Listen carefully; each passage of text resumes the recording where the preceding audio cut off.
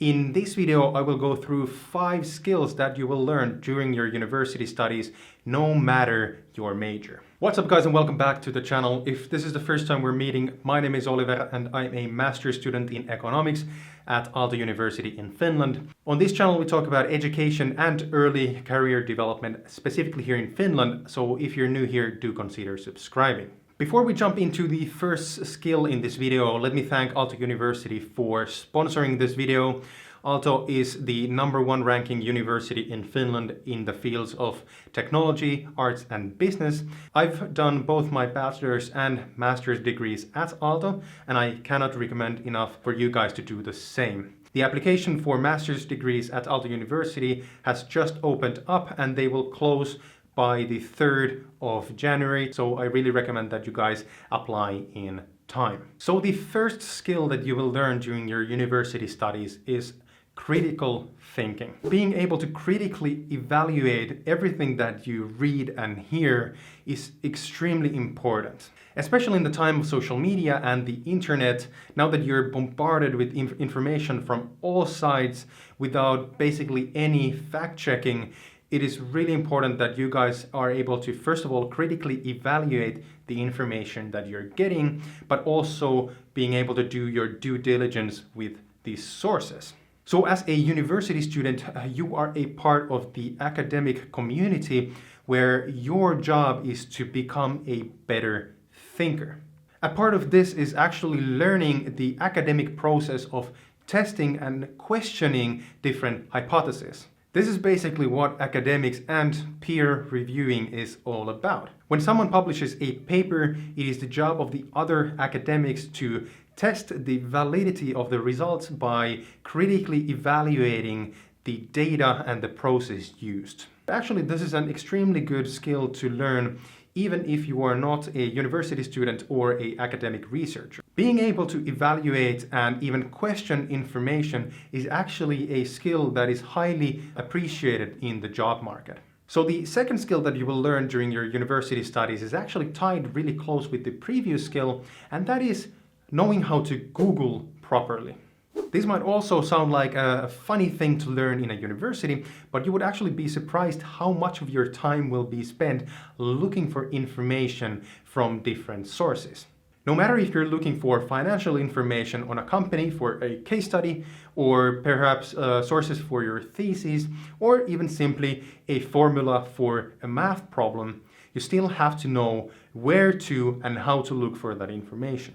Learning where to start and how to look for relevant information for your case is actually a part of the learning process that you will go through during your degree.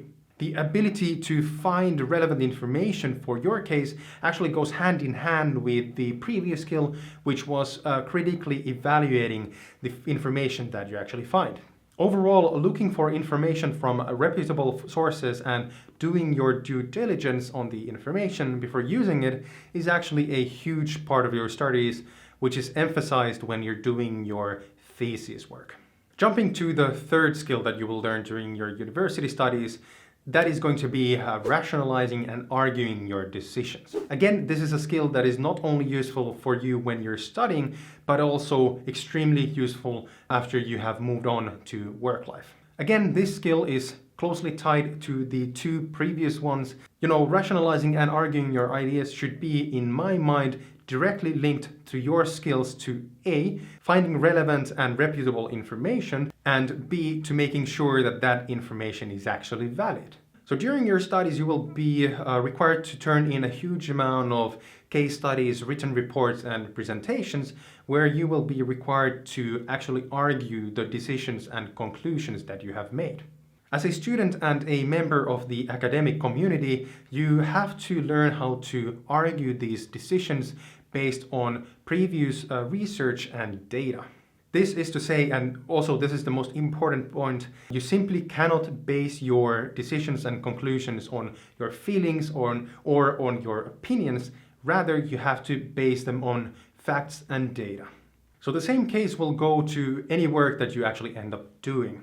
And this is not to say that every single decision that you will make in your work life has to be perfect.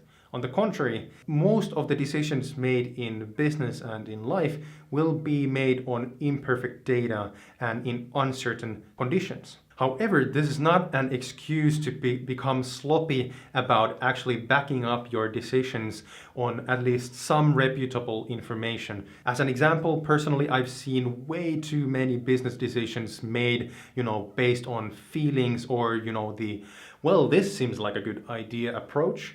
You should at least have something that you will use to back up your ideas, taking into account that not all information is good information. All right, let's jump into the next one. The fourth skill that you will learn during your university studies is how to prioritize your work, especially when you're under pressure. So at some point of your studies, you will have a huge amount of tasks to complete at the same time. And to be honest, that could feel overwhelming.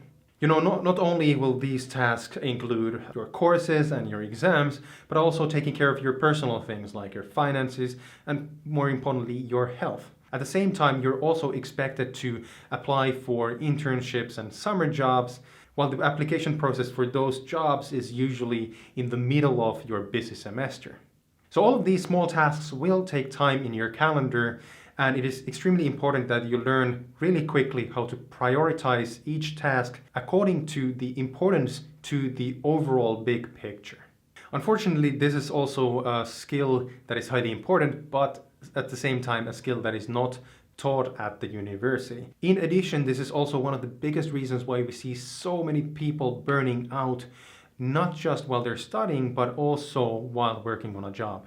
So coming from this, a question that I actually hear quite often is, how then should I prioritize all of my tasks? The problem here is that there's so many different systems and methods that you could use. For me, it was really difficult to know where to start, especially considering that one system is not good for every person. So to learn more about this topic, I actually recommend that you go and check out the YouTube channel from Thomas Frank. He has some great videos on productivity and personal growth. And on this topic, I really recommend that you guys go and check out his video on the Eisenhower decision matrix. Thomas does an excellent job on explaining how to use the matrix to actually prioritize your tasks. And I have used his tips personally for quite a while now. I will have the link to that specific video in the description box down below. So go and check out his channel. He has some great content in there. So the fifth and the last skill that you will learn is how to be imperfect. Let me explain. So building on top of what I just said, it is just a simple fact of life that during your studies, you will not be able to do everything perfectly. This is also the reason why university studies might actually be quite difficult for many straight A students who have gotten used to getting nothing but perfect grades. I know this because I have a lot of friends who are like this and who have actually struggled a lot with their studies because they have had to learn this skill the hard way. While sure, you could always retake your exams to get a higher grade, and believe me, I know a lot of that type of people, you still have to consider, is this the best way that you could spend your time?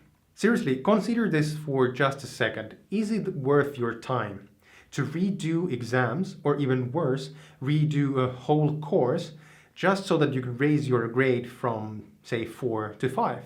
Would it be perhaps more constructive if you spend that time starting a new course or maybe learning a completely new skill? Again, this has everything to do with looking at the big picture and prioritizing, the small amount of time that you actually have at your disposal.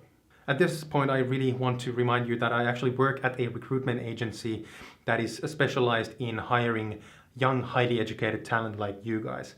And I've spoken to a bunch of employers and hiring managers. And from that experience, I can say that spending your time getting a perfect GPA could actually hurt you in the long run when you're applying for a job. Let me just explain why. Well, to simplify, in work life, it is simply not possible for you to be perfect and do everything to the letter every single time. And unlike in school, you simply just cannot go and retake your exams or your work, but rather you just have to cope with the fact that things are hectic and sometimes unfinished. Unfortunately, this is a very difficult situation for hiring managers since they simply cannot recruit a person who isn't able to cope with the fact that there are situations where being perfect simply isn't possible. So, full disclosure here before you guys go into the comment section, I am not saying that being extremely successful in school is a bad thing. Of course it's not. But what I am saying is that pursuing perfection just for the sake of pursuing perfection might actually hurt you in the job market in the long run. Anyways, that is everything for me this time. If you have anything to ask about this topic or anything related to studying or starting your early career, do write them in the comment section down below, and I will get back to you as soon as possible. Before we end this video, I would actually want to answer some of your questions from the earlier videos. So in the video about tuition fees in Finland, Sol10 asks, is it true that a non-European Union, or actually this is supposed to be European Economic Area citizens, doesn't have to pay tuition for master's programs, any programs that are taught in Finnish or Swedish? Yes, that is true, but do take into account that if you apply for a Finnish or Swedish taught program, you would actually have to compete against Finnish and Swedish speaking students. And there are rigorous entrance exams. So if you don't speak Finnish or Swedish natively, I would say that you will be wasting your time learning the language for the entrance exam. Word and letters that I don't understand asks, does Finland give scholarships for international students? Yes. What you have to take into account that scholarships in Finland are actually university specific. Go and check out the different scholarships from the university website that you're interested in. There are also some scholarships that are from outside of the university, for example, from private associations, but those are actually quite rare and applying for them is a bit difficult. Anyways, that is everything for me this time. Thank you so much for watching, guys, and I will see you in the next video. Bye bye.